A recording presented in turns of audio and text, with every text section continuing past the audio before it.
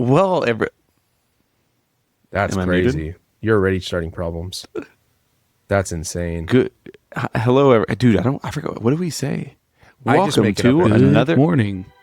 Vietnam. Welcome to another episode of the Sweet and Condensed podcast. Dude, I just noticed your frosted tips, Josh. Another episode of the Sweet and Condensed podcast with Fuckboy 2007. We've got New Mexico Drew. Thanks for coming. So The glad I'm not editor should put, Fuckboy like, a- 2007. No, you're definitely not. The editor should put in, like, you know, those kids cheering, yay, yay. And then Zac Efron, Mexican me? Zac Efron, Frosted Tips, High School Musical. Do you have those big ass DC shoes on too? Absolutely. Anyways, welcome. Tonight we're going to be talking about the Stranger Things season 5 finale, and you know what? We'll just get into the whole final season. Welcome, y'all. How's everybody doing since we talked 5 minutes ago?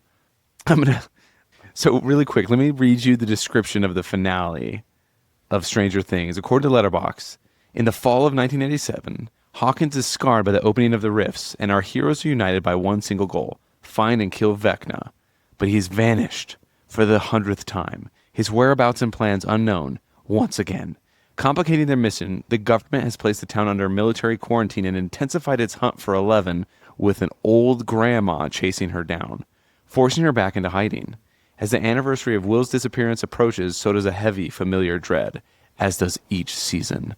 Chills up his spine. The final battle is looming, and with it, a large, giant arachnid, and a darkness more powerful and more deadly than anything they've faced before. Not true. To end this nightmare, they'll need everyone, the full party, standing together like the Avengers, one last time. In the fucking worst way possible. I'm so angry. I'm not going to start. Editor's note. Eric took some creative liberties with the description. Just let the record show. I didn't even Allegedly. notice. Allegedly. Well, Eric, I want to kick this off by saying, how am I doing? I was doing much better 5 minutes ago before you called me a 2007 fuckboy. That being said, that's scary accurate, because for New Year's Eve, the roommates were like, hey, let's throw a 2005 New Year's Eve party. And I kind of committed to this bit a little too hard, because day of, 3 hours before, Skork and I were talking, and he made a joke about frosted tips, and I said, you know what would be great if I did that? 3 hours later and $20-something, I had frosted tips and a burning scalp, which was very fun to experience. Anyways, Wait, that being said, I'm really not quick, trying to though. explain or defend myself, but that's literally what I just did. can we talk about how you're like a genetic purebred though? Because bro, bleach ain't got nothing on your jet black Mexican locks. Because Nothing. Crazy. dude, on a lesser man, on a Wexican like me, I'd be looking like Slim Shady. But on you, I mean, you're just ombre, brother. You know what I mean? It just looks like you've been out in the sun, in the field for too long. Hombre, my drift. motherfucker. Just an hombre with some ombre, bro. I'm out there with Ito, dude, back in Seven Rivers, picking pecans like it's 1997, which is not the setting of this show, Eric. It's 1987, but it's okay. I said 87. Just calling you out. But dude, that's funny because the package literally said bleach lightning. So I knew my hair was dark. I was like, oh yeah, it says lightning. It's gonna make it fucking white. I don't know why I thought that. Dude, when it came out, I was like, nope, not even a little bit. This is not frosted tips. And it was funny because people would be like, hey, Josh, is it bad that I actually, like, it kind of looks good? And I was laughing because I was like, Wait. oh, you were expecting a just frosted tip disaster. Instead, you know, I got whatever. I'm not gonna say Benito, but someone did say that, and I was like, that's offensive to Benito. Don't say that. Also received. And now everyone's looking at you like Josh is hot. Question? They're like, this is where 2026 is taking us? They're having existential crises. Yeah, it didn't have, Breakdowns. didn't have buy panic from Josh's hair on my 2026 bingo card, but here we are. Okay, let's stay on course here. Okay, who's gonna jump in first to Stranger Things? Yes, let's talk about the final season and the finale. Yes. But what were your feelings of the show leading up to it? Did you hate the show and you already hated the final season? Did you love it? No. Like, tell me the backstory. Okay, director's cut. Here we go.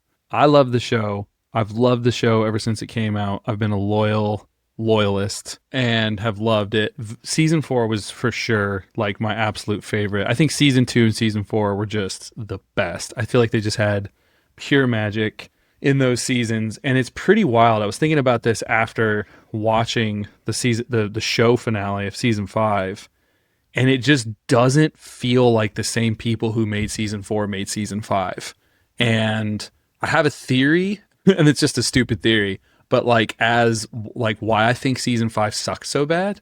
But season 4 was just so good. Like the introduction of Vecna, like it just took such a dark tone. Like people actually died and bones were cracked, and the whole Kate Bush thing, like introducing Kate Bush and Max and the like Vecna's like lair and the backstory. I absolutely loved it. I am gonna say something though. The one thing about season 4 that sucked was I never liked anything inside the Hawkins Lab throughout the entire show. Like when Elle was in the lab and stuff with Papa, anything to do with the lab, I just like fucking kill me, dude. I hate it. So in season 4, the fact that they went back to that so much and we had to watch the same fucking thing over and over and over, that got grating. And I will say for seasons 1 through 4, that's like probably my only gripe with the whole show and that's just like a personal thing. I just don't give a fuck about Papa. I hated that dude when he got offed. I was just like, dude, put a 50 cal through his head from the helicopter. I literally don't care. I hate that man so much. But like anything in the lab sucked. So I do appreciate it about season 5. There was nothing in the lab. But my theory on why I think season 5 sucks so bad, there was a lot of stuff that was fun about season 5 because it's your favorite gang and your gang's out there doing stuff and it's fun. And I think the characters had built up so much equity in my mind, and I loved the characters so much that like there were definitely still things that were enjoyable about it. Like Steve Harrington brought it, Jim Hopper brought it. Don't remember Winona Judd's and Mrs. Wheeler. No, not Mrs. Well, Mrs. Wheeler did bring it. She was a badass, Karen Wheeler.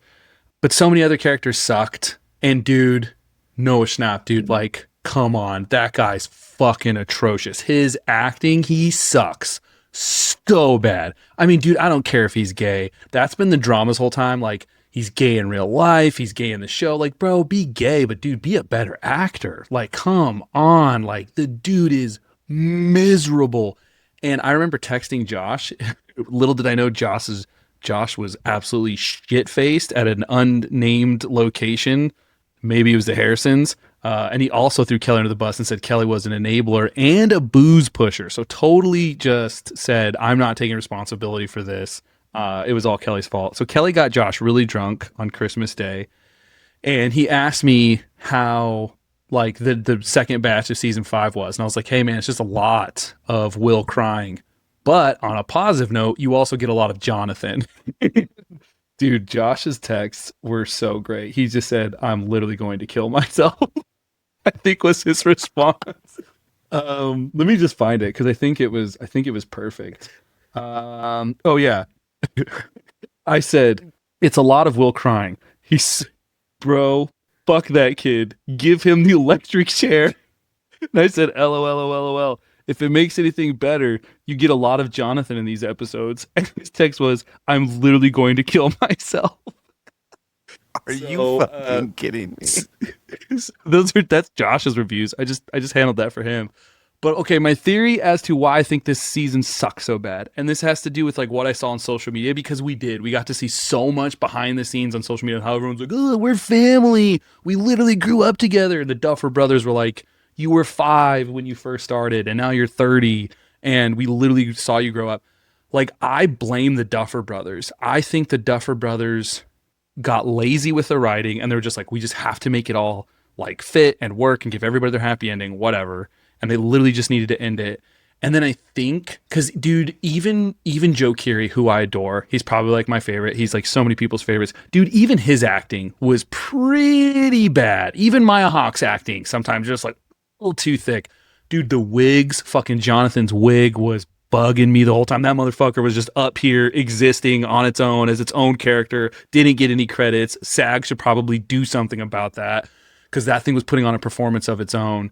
But like, I think that because they were like, this is our family, like they didn't do their job. I don't think they directed anybody. I think they were just like, oh my God, we love Noah so much. We're not going to tell him that was the worst fucking take anyone has ever seen. They're like, got it.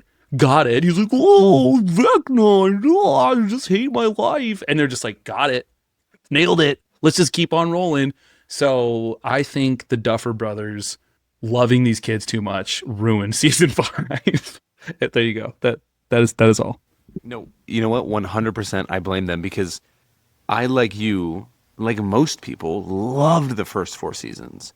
Season 1 was like this lightning in a bottle phenomenon. I remember when it came out, we had like family at the house, like watch party. Like we're like, hey, we found the show.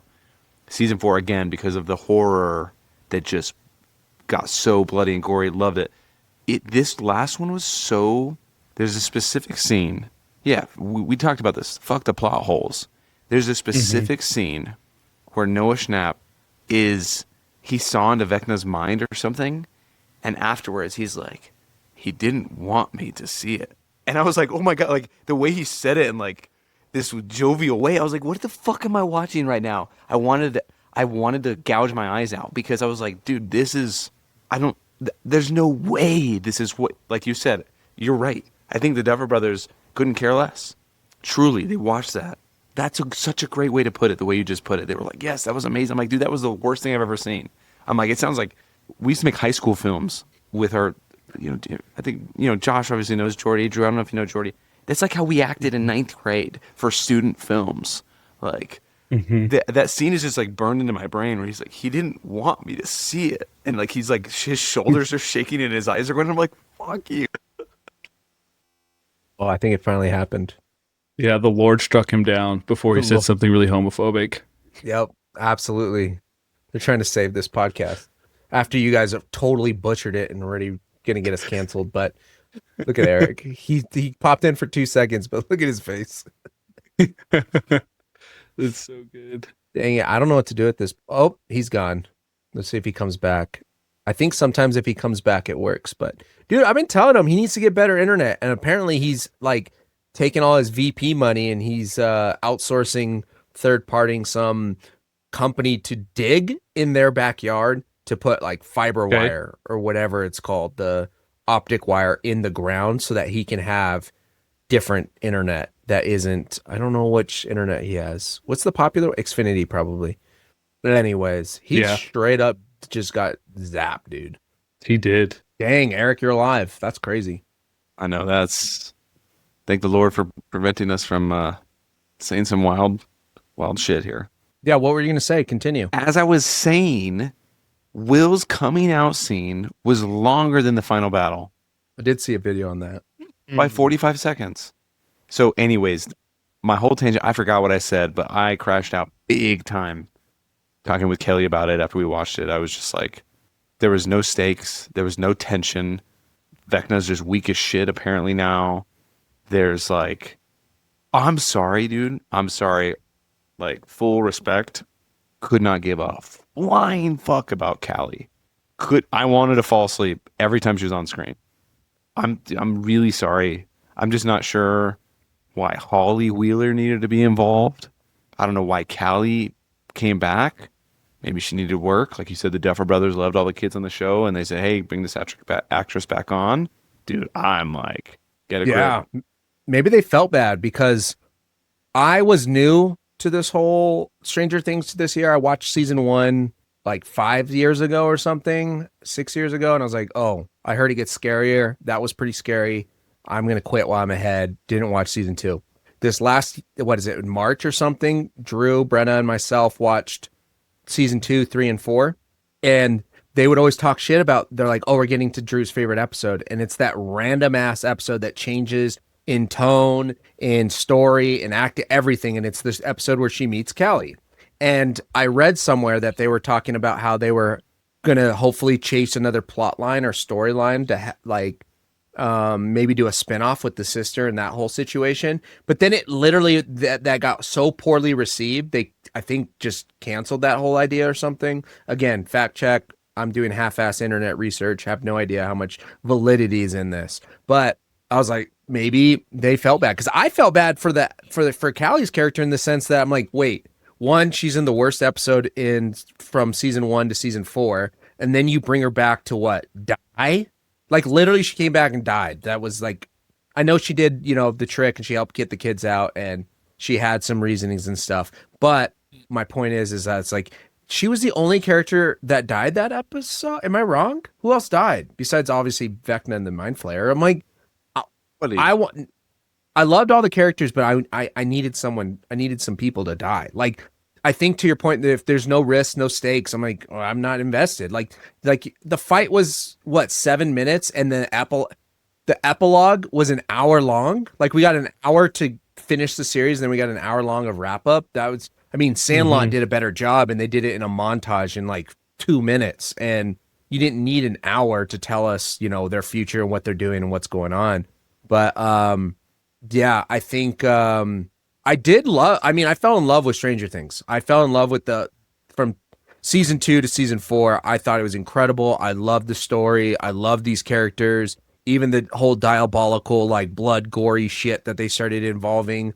And then this one just seems so much tamer than that. Yet the buildup was so insanely cool. Like I thought some redeeming things that I thought were good about the season 5, not the finale, but just season 5 as a whole, was I think when I saw Vecna break those, like levitate someone and then break their arms and snatch their eyes sucked in from season 4, horrifying. I was like, this is insane. As poor, it felt bad for those kids. Great addition in terms of tension. And then when Will did it back to the Demigorgons, I was like, oh shit. That's like, it was cool to see the same like cracking and power thing. And then they just continued to make it not cool though. Like I just, after the actual snapping, I was like, I don't know. I don't know if Will's just not, I think going back to Noah or Drew's point, Noah was, I thought, just ass cheeks in this. They were so good in season 1. Everyone acted so well. And then in season 5, I'm like, dude, did you, like, you're an actor. Like, what happened? Like, what was going on? Like, it was so bad. The way he ran, the way he talked. And again, maybe it's because I've never acted before. So maybe I'm just, spewing a bunch of shit from my armchair over here. But I'm just saying, Noah Schnapp, when he was a kid, fucking killed it. There's something about that when there's like child actors, like in It, part 1 versus part 2. Part 1, just and one of the kids is in it. Finn Wolfhard is in both. Yep. Just such a great group of kids that have such great chemistry. And then when you skip to the adults in It part 2, unwatchable at times. And so as these kids got older, maybe it was the direction, maybe it was I don't know what it was, but also like the style, the costume designs, the sets. This is dramatic. True Detective season 1 is one of the best seasons of television ever, right? Everybody loves it. So I'm not trying to overstep. But season 1 felt like True Detective almost. It was truly psychological, mysterious, tense. That moment at the end of season 1 where they think they found Will's body. If you guys remember that. Oh, I was choked up. I was crying. I was teary-eyed.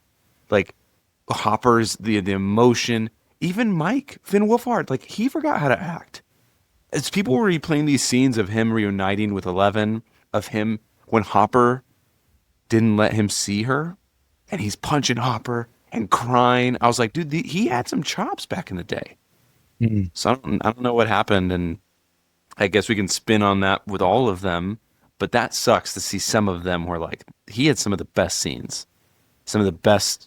In that moment where they thought they found Will's body and he's yelling at Eleven because she was supposed to help, and they're just these little whippersnappers and she's bald and like you're sad and Heroes comes on in the background. Like I don't know where that went. Yeah, I feel like they just lost their like essence to this. I mean, I think I saw like sparks of it, but overall I'm like, this is just completely lost to me. I really enjoyed the radio sequence from was it episode 1 with Steve and Robin, and they're doing the whole, and I'm like, this makes me so sad. I want them to be together forever running this freaking radio tower, the Squawk. But outside of that, even the jokes, like they kept making like the dick jokes, the random jokes, Steve Harrington, with Robin saying things out of nowhere. I was like, are y'all just having fun? I really hope at least they're having fun making this, and like they're just like, hey, it's the last season, let's wrap up. Because other than that, I'm like, I don't know, I just didn't enjoy it as much. And as much as I'm like, oh yeah, everything should be seen in theaters, I'm actually kind of happy. Maybe it would have made it better being around the energy of everyone else, but I'm kind of happy I didn't spend $20 on seeing this in theaters. No way. Am I a traitor? No. Am I a bad person now? Am I going to get canceled by you guys? That's what it'll be on your pip, but I think we're fine. Can't speak poorly about theaters. Yeah. I was grateful. Ultimately let down. Do you guys think? I guess you already said it. What are some more, if any, endearing moments in the final season? Like you said, that sequence sticks out to me because the way it was shot and them huddled around at the lunch table in the cafeteria, taking the notes from Robin. That was like, there were some magic moments like that. Like you said, when Will snapped everybody, and then as soon as he wasn't in Vecna's hive mind, he was dog shit. But yeah, oh my god, moments like that, dude, delightful Derrick.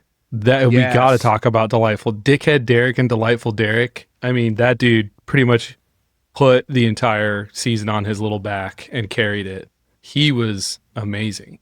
He was so good. He also saved Holly from Vecna. I will say, so delightful Derrick was incredible. I was telling Josh this, another random thing. I'm pretty sure the Duffer Brothers found him from like a local car dealership commercial, and that was his only acting experience before that. And then he like his cover up, because he had to like leave and miss school and stuff, he told everybody he was making a documentary about mayonnaise. That was like his cover story. And I just like, that just seems like delightful. Like it just all seems so on brand for him. That's my guy. And I just love that the cast adored him. You know what I mean? Like you see like all these, so like all the pictures from behind the scenes, like everybody just adored him. And he just seems like, I hope that guy sticks it out because he's got a bright future. I will say though, because it is easy and I could continue shitting on the season because there's more. I will say that I'm pretty sure social media has done justice to this, talking about how excruciating it was when Max was sitting there and Lucas was fighting for his life to get her out of the goddamn, out of Vecna's mind. And she's just like, hey, want to have a little chat, girl? You know what I mean? Like, hey, little Holly Wheeler, like, let's just take our time and slow walk into this thing. And that was so frustrating. But when she does finally come back out and Lucas, like, dude, I'm just like, oh my God. I just like cried. I'm just like, this dude has been so loyal. And like, you know what I mean? That to me, I was just like, okay, that was a good emotional payoff. Like, it was a carryover from season 4 because season 4 was so devastating when we thought Max died and how crushed Lucas was.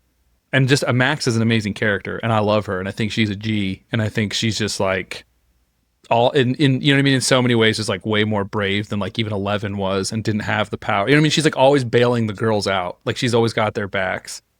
And so when she finally gets back to her body, that was a huge emotional payoff. And then I'll admit, even though it was pretty frustrating, the whole Steve and Dustin thing felt really contrived and felt like very forced, like they hate each other and they're this bickering couple. But when they finally came back and Dustin was like, I don't want to lose you too, I was like, okay. You know what I mean? I was just like, that was also good emotional payoff. Even if it wasn't necessarily earned, I still really enjoyed it. I think to your Lucas and Max point, that is what bothered me so much because the closing scene of season 4, when he's holding her and he's just bawling his eyes out, he's got mole close everywhere. He's just losing it because he thinks she's dead. Well, she was basically dead. And then the other group, the trio, was fighting Vecna actively. You have so many things that were happening, but Lucas and Max, like I missed that. I needed that. And so, yeah, that was great, that payoff. But one thing that made me sad in that scene, if I'm remembering correctly, it was season 3 when 11 and Max were like the best of homies. And we didn't get that emotion from them, I don't think. And it could be the Botox from Millie Bobby Brown that hindered a performance there. Non-misogynistically, of course.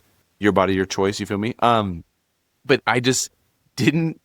I'm like, you were like so tight in previous seasons. After like, 11 was jealous and would use her powers to like mess with Max. Then they became so tight, spy on the boys. And then we just get this like, hey, homie, you're not dead after a 2-year coma. Can't we get a little something more? Like those sorts of things piss me off. Like where, like you said, there's a payoff here, but nowhere else. It's like Hopper, everybody, she thought Hopper was dead or whatever. And it's like, what up? I'm like, what are we doing? Yeah. Let's get a little something, get a little juice. Yeah. And the thing I wanted to touch on too about the Steve and Dustin, because like Drew, I was so frustrated. It did feel forced. But when he said the whole you die, I die, like we might not make it into this, I feel like, yes, great emotional payoff. Loved it. I thought that was great. When we finally learned he was just scared to lose him like he would lose Eddie, and that's why he was lashing out, great. I honestly kind of thought that the whole you die, I die, they were going to get in a situation where one of them was like, save yourself. No, and they're going to do something, but then they both die to save everybody. And then Steven, because that would literally like piss everyone off. But there's a part of me that's like, yeah, let's do that. Let's La La Land ending this shit. Like, you're not getting the happy ending. You're getting the real life. Like, dude, you're fighting Vecna and the Mind Flayer. People are going to die. And the whole, if you die, I die. I was like, oh, is this foreshadowing to be in a situation where, but I'm happy that Steve didn't die. I'm happy that Dustin didn't die. That being said, I think that would have been like, oh my gosh, I wanted to feel that like devastation like I did at the end of season 4, like Eric was saying, when we lose Max and we almost lose Max, or Drew was saying. I was so pissed and I was like, there's no fucking way Max is gonna die. And I wanted that at the end. Like if we would have got that, I wouldn't have minded the 1-hour epilogue as much, maybe. But Even Billy, he's this villain, but they had built his character in such a way, right, towards the end where he's this conflicted, he was abused, whatever. Like that was sad. That was devastating for Max, right. Even though he was like this terrible character, he was complicated. And I know that's like can be an overplayed thing that the villain, like he did with Vecna, of course, it wasn't really Vecna. Henry had this thing, whatever. But you still felt that, but we didn't get that at all. Sorry, boys. I have to go charge my No, I had you're to get good. the charger, but we're good. And also, I will say, the thing that because I think we talked about it with Kelly, because we initially were so mad about a lot of things, especially in that finale when he's like, I need to tell you guys that I'm gay. This is very important. And I think that spoke a lot. I mean, I think you could have done it not in 7 minutes, but I get it. Like, it's a very important scene. Or maybe we needed a 30-minute finale, and that would have made, if the battle was longer than some of the prior scenes, then maybe we wouldn't be as harsh as how long it was. But I think that that feeling of like he uses the truth against people. Even when Hopper was telling him, when Vecna was telling Hopper like Jane's gonna kill herself, Jane's not going back, Jane's gonna die. Like he's like, no, I'm using the truth to like, and it like was devastating to Hopper. I thought that I was like, okay, I wish there would have been more. I don't know, maybe because it seemed like it didn't land that way with everybody, at least on the discourse on the internet. But I think that was an important thing. Like it was like Vecna uses truth to scare people and mess with them, and there was this fear, and I was like, oh yeah, then that makes sense why he needed to say this, because he was terrified of telling his friends this thing, and he knew Vecna was going to use that against him, and to take that from someone, I think is very devastating. And to force someone to then come out or say something that's so personal is also shitty. So I think like that scene was like very important and pivotal. I just think that the combination of like Will's or Noah's acting with all the other silly bullshit that we went through, that scene just didn't land as they maybe intended it. At least it didn't land for me.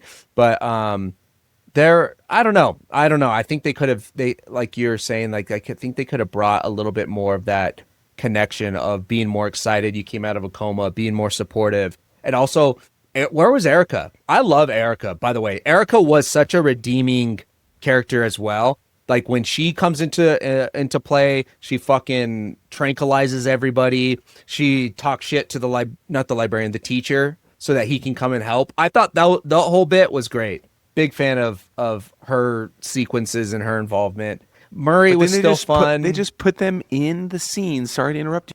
Where like 11 is lifting the metal off of the crown go into the upside down. Erica, the teacher, everybody's just, it's like the Avengers, but they're all just standing behind her. Like they didn't do anything with the characters. That's what made me angry. Love a good Erica. A Murray side story with the drunken Russian spy. Like, that was awesome. And here they're just like thumb up their ass behind 11 as she has a nosebleed to lift a piece of sheet metal. And that killed me. They center framed the entire fucking cast for a TikTok and they did nothing half the time. Sorry. I was crashing out. No, you're good. You're good. Not an original thought like Drew had said. Someone mentioned that, like, if you notice, everything is center framed for TikTok ability. And the whole season I'm watching, I'm like, yeah, everything. You can crop out all of it. And everything important happening is right down the center so that, anyways, sorry. Yeah. Over. But anyways, Continue. probably never watch it again, but I'm happy. I'm like glad we got an ending. I'm glad we got a finale. You know, we're not left on red like the last book of Game of Thrones. So at least we got that. Not the TV show, the books. You're still writing it. He's still writing it. Yeah. TBD. Yeah. TBD. Mm-hmm. Stay tuned. I think Eric died again. He's alive. Oh, he's struggling over there. Hello. I'm alive, everybody. All right. Any He's closing alive. final thoughts? Any message for the Duffer Brothers? You duffed it. No, I just think it's funny that everyone was like, the cast was really concerned, like, oh, we really don't want this to end to like the last season of Game of Thrones. I'm like, well, you kind of did. Like, you kind of did it. You kind of did it. But it is weird though because I don't think anybody liked the last season of Game of Thrones. I'm pretty sure that was almost universally disliked. And it is pretty weird to, like, I've seen some strong supporters, like, not just like, I like this season. I literally saw a guy who said, I don't care what you say. This final episode was perfect. And if you don't agree, I don't know how we're friends.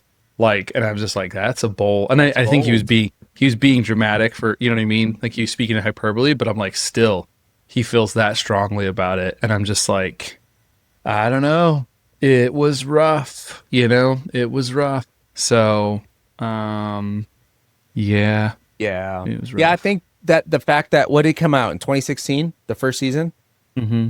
So I think the fact that I watched all of this in 2025, you know, I think that I don't have the same sentiment. You know, I don't know. Mm-hmm. That was like almost 10 years ago. So I'm thinking some people grew up with this, you know, what these people that are saying, you know, diehard statements, maybe they're 27, maybe they're 25, you know, maybe they're a little younger so that when they watched it, they were 16 or whatever, you know, or, you know, 10-year-old or 12. I don't know how young people are watching this shit, but yeah, I think I'm missing out on that. So my take is coming from someone that's like, I didn't grow up with this. I didn't wait years and years and years for these different things. So I'm sure take that with a grain of salt. But for me in itself, like how much I enjoyed seasons 1 through 4. It was a miss. It was just a miss. Sorry. Like it just didn't do it for me. Duffer Brothers, maybe they were more focused on their next thing. I hope their next thing kicks ass as much as the beginning of this one. Just, you know, land the plane a little bit better.